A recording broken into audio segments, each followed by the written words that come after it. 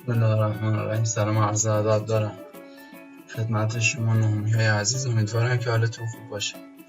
خب عزیزان، این قسمت قراره که براتون فعل نهی توضیح بدم که فعل نهی تعریفش چی میشه و در زبان فارسی و عربی به چه شکلی هست. تعریف فعل نهی اینه که برای بازداشتن مخاطبمون، یعنی کسی که جلومون حضور داره، از انجام کاری از فعل نهی استفاده میکنیم. در زبان فارسی مثلا ما میگیم ندو، نگاه نکن یا نخور. خب اینا فعل نهی هستن، چون که داریم به مخاطبمون میگیم این کار رو انجام نده، از انجام کاری باز می‌داریم مخاطب. بعد در زبان عربی هم حالا طریقه ساختش رو بهتون میگم به چه شکلی هست. فعل نهی در زبان عربی از فعل مضارع ساخته میشه. تحزن ناراحت میشوی، لا تحزن ناراحت نشو.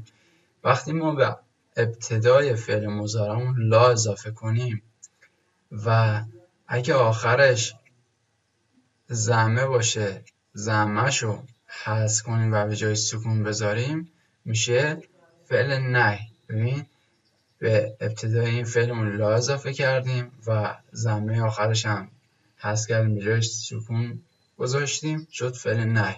ناراحت نشو، ترجمهش هم مطابق با فعل نهی انجام شد، ناراحت نشو.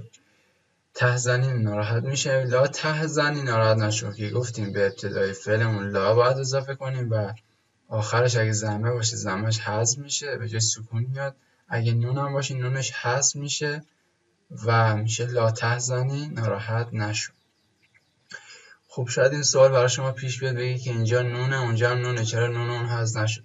بچه دقت کنید، فعلمون حرف اصلیش حزنه هستش. این نون برای خود فعل اگه حذف بشه فعلمون ناقص میشه، ولی این نون پایین نون حرف اصلی فعل نیست، این نون مؤنث بودن فعله، ربطی به حرف اصلی نداره و اگه حذف هم بشه لطمه به فعل وارد نمیشه و اصلا جزو حرف اصلی فعل هم نیست مثل بالا.